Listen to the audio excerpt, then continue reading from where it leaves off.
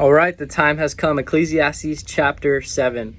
It starts off with the reality of death. It says that a good name is better than precious ointment.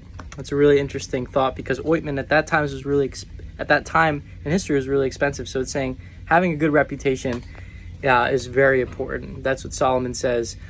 He also says it's better to go to the house of mourning than the house of feasting, meaning it's better to go to a funeral than to a party is another way of saying that. Because when you go to a funeral, you have wisdom and you contemplate the meaning of life. Verse 5 says, it's better for a man to hear the rebuke of the wise than the song of fools. This is one verse that I really liked because in Proverbs, which is also a book of wisdom, it talks a lot about the wise man being open to rebuke and learning from correction rather than the song of fools. And also, this chapter is very much a contrasting from foolishness and wisdom. And so it's kind of like a compare and contrast, and you see that principle established throughout chapter 7. Verses 11 and 12 says this: wisdom is good with an inheritance and an advantage to those who see the sun.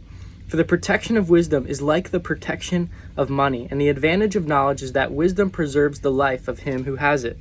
So Ecclesiastes, like Proverbs, tells us to pursue wisdom. Early in their chapter, as we discussed, sometimes even Solomon says that wisdom is vanity.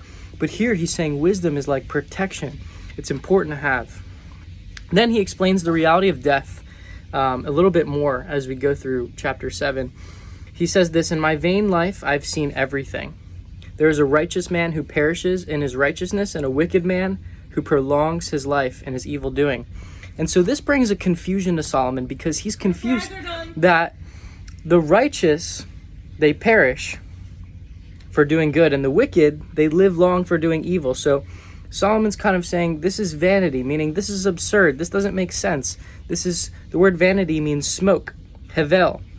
This is something that's not able to be understood, why the wicked prosper and the righteous suffer.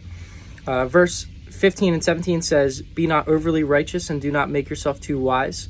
And this is, be not overly wicked nor be a fool.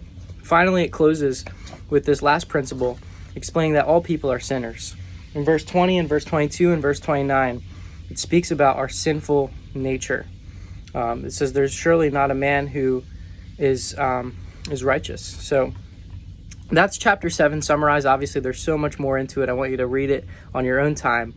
But the summary of this is the contrast of wisdom versus foolishness. And there's a lot of keys to glean from in chapter 7. So thanks for listening.